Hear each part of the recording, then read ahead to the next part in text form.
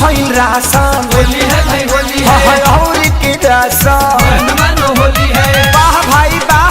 वाह खिलाड़ी वाह होली में हमरो तो करत मन अब बैठी के सुनी ऐसी लागी लगो बोलो होई रे अरे बन भइल राशन और की राशन मुखिया जी झूठा के दलया सवासन नयारी स्कीम चलता ललोता से नयारी स्कीम चलता ललोता से जो बनवाना के ले जोई हाँ सैया लोटा से मिलता चोली कोटा से ना तपेनी के भजन सुन बयानु बाजा लोटा से मिलता चोली कोटा से ना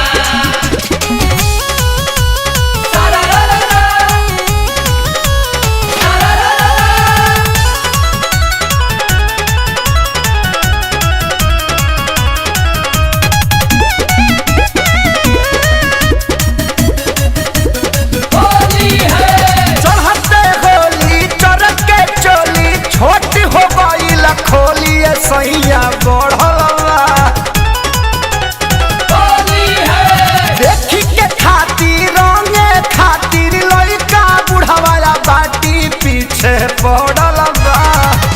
तब चकराही हाँ होली में बजा जवा छोटा से मिला चोली कोटा से ना। तपेनी के भजन सुन बयानु बाजा लोटा से मिलता चोली कोटा से ना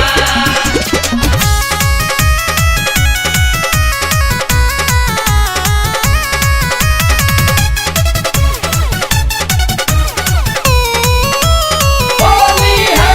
चाउरिया चीनी के कोयल जमाना दहलस ध्यान सरकारी राजा जी सब खिनी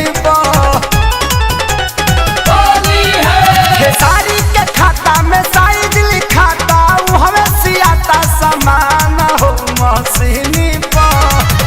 तपंग को जगंदा कैले बड़ा छिड़क के कोटा से